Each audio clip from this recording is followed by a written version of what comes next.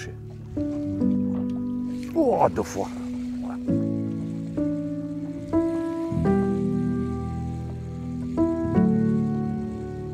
Ah, peut-être 18. Tu filmes pas ces combats de la mort là? Non mais ça déconne. Oh. La fameuse oblate. Pour pallier à toutes les situations, je vais utiliser vraiment 3 modèles différents. Alors, les 3 s'appellent drag metal, bien évidemment. Je vous parle de la drag metal cast, qui porte son nom, cast lancé, la cast slow et la cast slim. Alors, la différence, c'est quoi? La cast, je vais l'utiliser sur chasse, je vais l'utiliser pour papillonner aussi entre 2 eaux, pareil. C'est une casting jig classique que moi, je vais privilégier sur les chasses. Quand je vais vouloir pêcher, souvent on arrive au sondeur, on voit des bandes de poissons entre 2 eaux. Ce n'est pas ce modèle-là que je vais favoriser. Ça va être la slow. Pourquoi? Parce que la slow, elle est un peu plus large et donc elle a une action beaucoup plus planante en fait. Je vais faire une animation entre 2 eaux, tac, tac, tac, lancer, elle va planer, hop. Et vraiment, c'est de cette manière-là que j'utilise la drag metal slow. La slow, pour moi, c'est vraiment pour faire ce qu'on dit du slow sinking, mais moi, je n'ai pas envie d'utiliser ces termes-là. Moi et mon anglais, c'est bien connu. On ne va pas en parler. Mais le truc, c'est ça. Voilà, la slow, pour moi, je la garde pour quand je veux peigner des zones entre 2 eaux. Ou quand je suspecte la présence de poissons entre 2 eaux. C'est vraiment celle-là que je vais utiliser en priorité.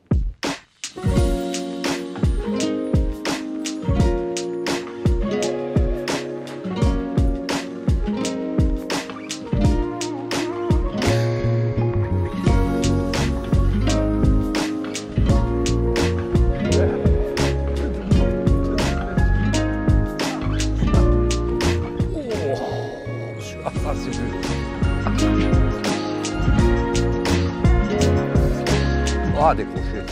C'était joli ça. Ah là, je râle.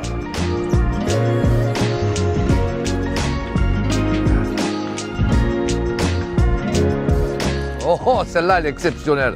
Un doublé. Ah, ça, c'est beau. Ça, c'est... Un doublé sur le même type. Après, là, avec ces drag metal, c'est des pêches ludiques. Tu amènes tes copains, tu amènes... Je vais avec mon fils, tu prends tous les poissons, tu te régales.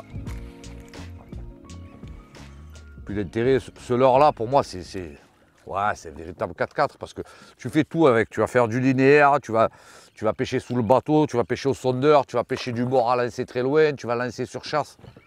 Tu peux quasi tout faire avec. Quand les poissons se nourrissent de petites proies, de toutes petites proies, très près du fond, là, je ne vais pas hésiter, je vais monter une drag metal cast slim.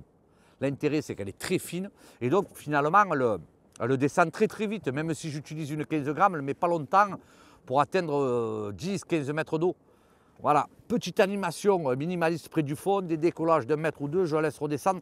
Je gratte vraiment le fond méticuleusement avec ça. Alors si ça ne marche pas des fois où je ne sens pas trop le contact du fond, je ne vais pas utiliser de passer d'une 15 grammes à 20 grammes, voire 30 grammes en fonction, bien évidemment, du courant et de la profondeur dans laquelle je pêche. Mais voilà, clairement, la slim pour moi, quand ils se nourrissent de proies très très fines, ce modèle-là fait vraiment la différence. Et à contrario de ce que je viens de dire, à certains moments, vous avez des chasses. Et là, on se rend compte que les poissons mangent de micro-proies méditerranéennes, c'est très très classique, hein. Des petites proies comme ça. On n'arrive même pas à voir la taille en fait des vifs que les carnassiers se nourrissent. Et là, je l'utilise aussi. Je change le triple arrière qui est très fin. Je monte un petit hameçon simple. Et là, vous pouvez prendre pélagique, vous pouvez prendre tous les poissons pélagiques, que ce soit les bonites, les pélamides, etc. Comme les bars, comme voilà, tous les poissons qui se nourrissent de toutes petites proies. En principe, la drag metal cast slim fait vraiment la différence. C'est très très important pour moi de considérer que la forme a un impact sur l'animation, il faut le garder à l'esprit, sur la vitesse de descente. La distance de lancer, ce n'est pas que le grammage, c'est aussi la forme de la drag metal que vous allez utiliser. Et gardez à l'esprit, quand on veut pêcher entre 2 eaux, la slow, Vous aurez beaucoup plus de facilité à la faire évoluer entre deux eaux qu'une slim qui va descendre plus rapidement. Voilà. Si on respecte un peu ces règles-là, il n'y a pas de raison qu'avec ces leurres-là, on n'arrive pas à attraper toutes les espèces. Parce que pour moi, je vous l'ai dit, je le répète, ce leurre-là, aujourd'hui pour moi, c'est le 4-4 pour pêcher en mer. On prend toutes les espèces, quelle que soit la profondeur dans laquelle ils évoluent. Ça fait partie des rares leurres au monde où on peut prendre des poissons sur chasse à la surface jusqu'à 30, 40, voire 50 mètres d'eau. Il n'y a qu'une drague métal qui peut faire ça. Clairement, il n'y a que ce type de produit. Ben, c'est le 4x4 de la mer, quoi, tout simplement.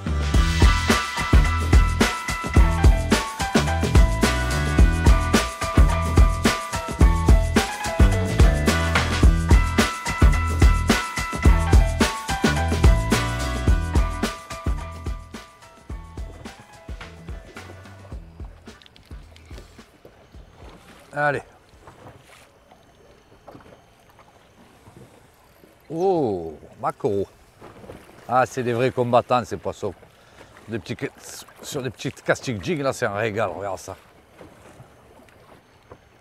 Et pas sûr, alors un très très gros. Un très très gros. Ah, ça ressemble au maquereau quand même.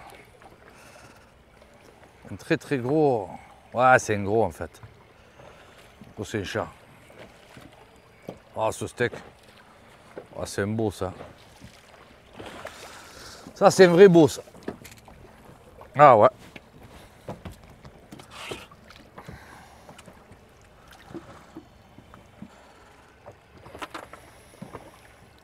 Il est vraiment beau celui-là. Je le relâche, on va pas le garder longtemps.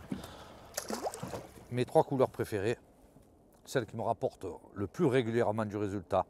Voilà, du naturel, du bleu naturel, du rose, en principe, on a fait le tour. Après, voilà, celle-là marche très bien. Cette couleur naturelle, à des moments, on va prendre un peu le dessus. Mais voilà, la règle, c'est vraiment celle-là, d'avoir des opposés en couleur. Voilà, rose, bleu, marron. Voilà, on peut avoir un plus clair, un plus foncé. Bleu sardine, rose, couleur un peu naturelle. 3 formes différentes dans 2 ou 3 grammages. Et ça y est, on a une boîte. Alors moi, j'en ai 3 fois de trop déjà. Mais si vous avez des slows, la slim et la casse, 2-3 grammages différents en fonction des zones de pêche que vous pratiquez, eh bien vous pêchez de la surface jusqu'au fond sans aucun souci. Et vous allez pouvoir faire face vraiment, pour moi, à toutes les situations qu'on peut rencontrer à la pêche. Que ce soit des chasses d'oiseaux, une pêche en slow entre 2 eaux ou une pêche au fond.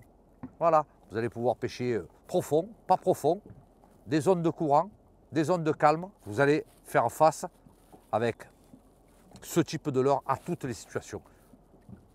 Et je vous invite à vraiment prendre la peine de pêcher avec ce type de produit, avec ou sans oiseaux, parce que même en aveugle, quand on connaît ces zones, des épaves, des postes où les loups se tiennent, eh bien ça suffit, on y passe, on passe entre 2 eaux, on passe au fond. En principe, s'il y a des poissons, on va les faire réagir là-dessus. Et les touches, souvent, sont quand même des belles touches. Les leurres sont bien pris. C'est quand même des petites formes. Donc, voilà, à condition d'avoir un assist là, on a très peu de chances de décrocher les poissons. Souvent, le fait d'avoir un assist comme celui-ci là, le poisson ne prend pas appui et donc il se décroche moins. C'est très très important d'y faire gaffe. Voilà, ce que je vous conseille, c'est d'enlever le triple là, de monter un assist. Une fois que le poisson est bien pris, avec un simple, je trouve qu'on décroche moins de poissons. Même si celles-là aujourd'hui sont montées avec des triples, je vais bien évidemment les enlever et monter des simples dessus.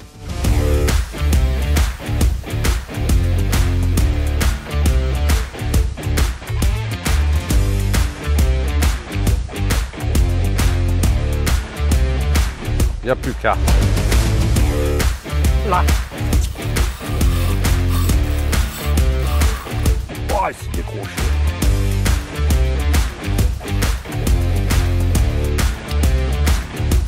Ah, il y est mon truc. Il y a plein de dacs. Je l'ai senti sur le fil, le poisson. Là. Ah.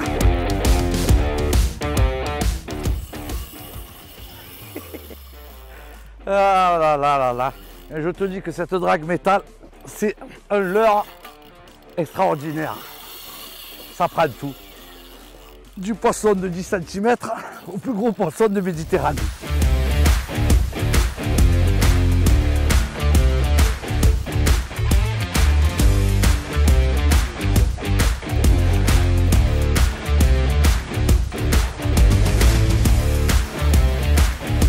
Le voilà.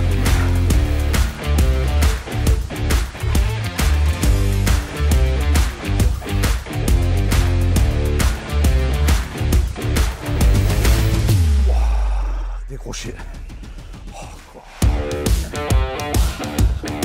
Il était là, il était à 4 mètres du bateau. Il s'est décroché. Ça fait partie de la pêche. Ça m'a évité de le prendre à la pince. Ah, il m'a quand même donné du fil à retordre. La drague métal, du plus petit au plus gros. Ah, voici la preuve. Allez, on va essayer d'en faire un autre.